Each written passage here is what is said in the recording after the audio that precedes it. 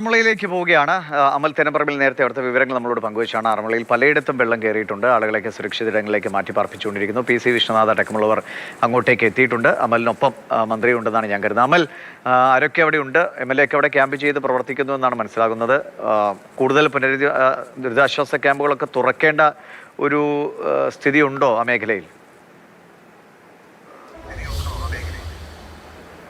ഈ വിഷയം ഓരോ നിമിഷവും ആശങ്ക വർദ്ധിക്കുകയാണ്. ഇപ്പോൾ പി സി വിശ്വനാഥും അതോടൊപ്പം തന്നെ അബിൻ വർക്കിയും MP അടക്കമുള്ള ആളുകളും ഇവിടെ ഉണ്ട്. അവർ കാര്യങ്ങളൊക്കെ വിലയിരുത്തുകയാണ്. എങ്ങനെ തുടർ പ്രവർത്തനങ്ങൾ എങ്ങനെ മുന്നോട്ട് കൊണ്ടുപോകണം എന്നുള്ളതാണ് ആലോചനയുള്ള കാര്യം. അപ്പോൾ നമുക്ക് മന്ത്രിയുടെ പ്രതികരണം തേടാം.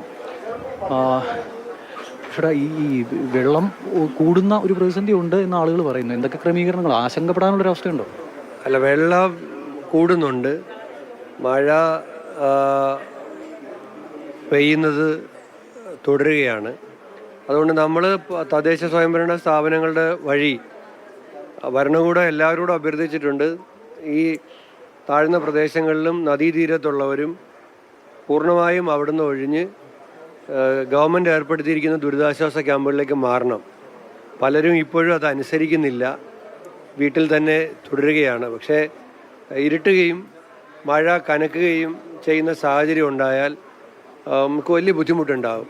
കാരണം നമ്മളും ഈ മാധ്യമത്തിൽ കൂടി അഭ്യർത്ഥിക്കുകയാണ്, വീടുകളിൽ കഴിയുന്നവർ, ഈ തീരത്ത് താമസിക്കുന്നവർ ദുരിതാശ്വാസ ക്യാമ്പിലേക്ക് മാറണം. ഇവിടെ MP ഉണ്ട്, MLA ഉണ്ട്, കളക്ടറുണ്ട്. ഞങ്ങളെല്ലാവരും ഇതുമായി ബന്ധപ്പെട്ട കാര്യങ്ങൾ ഇവിടെ കോർഡിനേറ്റ് ചെയ്യുന്നുണ്ട്. കൊല്ലത്തുനിന്നും ആലപ്പുഴയിൽ നിന്നും മത്സ്യത്തൊഴിലാളികളുടെ ബോട്ടുകൾ ഒരു കരുതൽ എന്ന നിലയിൽ ഇവിടേക്ക് എത്താനുള്ള നിർദ്ദേശം SP ഉണ്ട്. എല്ലാവരും കൂടി അത് കോർഡിനേറ്റ് ചെയ്യുന്നുണ്ട്. ദുരിതാശ്വാസ ക്യാമ്പുകൾ ജനങ്ങൾ ആവശ്യപ്പെടുന്ന സൗകര്യമുള്ള സ്ഥലങ്ങളിലേക്ക് ആരംഭിക്കാൻ റവന്യൂ വകുപ്പിന് നിർദ്ദേശം കൊടുത്തിട്ടുണ്ട്. കാരണം ഒരുപാട് ദൂരെയൊന്നും പോകേണ്ട കാര്യമില്ല.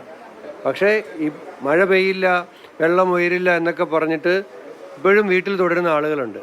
അവർ ശരിക്കും പറഞ്ഞാൽ എല്ലാവരെയും ബുദ്ധിമുട്ടിക്കുകയാണ്. അവരോട് ഞങ്ങൾ അഭ്യർത്ഥിക്കുകയാണ്, തൽക്കാലത്തേക്കെങ്കിലും ദുരിതാശ്വാസ ക്യാമ്പുകളിലേക്ക് മാറണം എന്നുള്ളത്. അബിൻ നേരത്തെ ഒരു വീട്ടിൽ ചെന്നതിന്റെ ദൃശ്യം കണ്ടിരുന്നു. അവിടെ ചെന്നിട്ട് അവരോട് മാറാൻ പറയുമ്പോൾ ആളുകൾ സ്വന്തം വീടാണ്, അപ്പോൾ പെട്ടെന്ന് മാറാനൊരു ഇത്. പക്ഷേ 2018 നമ്മുടെ മുന്നിൽ നിൽക്കുക, അങ്ങനെ മാറാതെ നിന്ന ആളുകളൊക്കെ പിന്നീട് വലിയ അബദ്ധത്തിലാണ് പോയി ചാടിയത്. അല്ല, അതിൻ്റെ പ്രധാന പ്രശ്നം അവർ കരുതുന്നത് 2018 മഴ പെയ്തിട്ടില്ല, അതുകൊണ്ട് വെള്ളം കയറില്ല എന്നുള്ളൊരു തെറ്റിദ്ധാരണയിലാണ് അവർ ഇരിക്കുന്നത്. പക്ഷേ ഞാൻ വളരെ സീരിയസ് ആയി പറയാൻ ആഗ്രഹിക്കുന്നു, ഒരു സാഹചര്യം നമ്മൾ മുൻകരുതലായി എടുക്കേണ്ടതുണ്ട്. അതുകൊണ്ട് ഇവിടെ എല്ലാ ക്യാമ്പിനുള്ള എല്ലാ ഫെസിലിറ്റീസും ഒരുക്കിയിട്ടുണ്ട്. റവന്യൂ വകുപ്പും സർക്കാരും ചേർന്ന് ഒരുക്കിയിട്ടുണ്ട്. അതുകൊണ്ട് ഒരു കാരണവശാലും നമുക്ക് രാത്രി ഒരു റിസ്ക് എടുക്കാൻ പറ്റില്ല. അതുകൊണ്ട് അവർ സുരക്ഷിതമായ സ്ഥാനങ്ങളിലായിട്ട് മാറിയാൽ ഒരു 24 അവർ, അതാണ് നമ്മൾ പറയുന്നത്, ഒരു 24 അവറും കൊണ്ട് ഇത് സെറ്റിലായി കഴിഞ്ഞാൽ അവർക്ക് തിരിച്ചു വീട്ടിലേക്ക് മടങ്ങിപ്പോകാവുന്നതാണ്. അതിനുവേണ്ട എല്ലാ ക്രമീകരണങ്ങളും ക്യാമ്പുമായി ബന്ധപ്പെട്ടും എല്ലാം ചെയ്തിട്ടുണ്ട്.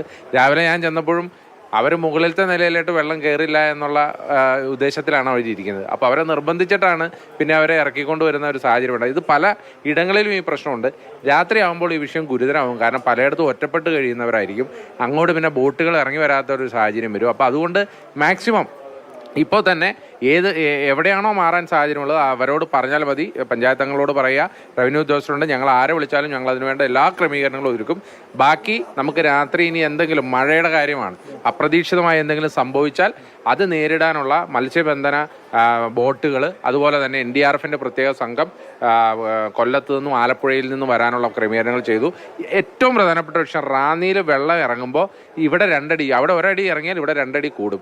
കാരണം റാന്നിയിലെ ഈ ദുരന്തത്തിൻ്റെ ഏറ്റവും വലിയ ആഫ്റ്റർ എഫക്റ്റ് അനുഭവിക്കാൻ പോകുന്നത് ആറന്മുളയാണ്. പമ്പയാറ്റിക്കടയാണ് ഈ വെള്ളം വന്നു തീരേണ്ടത്. പമ്പയാറ്റിക്കട ഈ വെള്ളം വരുമ്പോൾ അത് കരകവിഞ്ഞൊഴുകുന്നത് ആദ്യം ആറന്മുളയിലാണ്. അതുകൊണ്ട് തന്നെ ആറന്മുളയിൽ അതിൻ്റെ ആഫ്റ്റർ എഫക്ട്സ് ഉണ്ടാകുന്നുണ്ട്. ഇപ്പോഴാണ് ആഫ്റ്റർ എഫക്ട്സ് വളരെ ഗുരുതരമായി വന്നുകൊണ്ടിരിക്കുകയാണ്.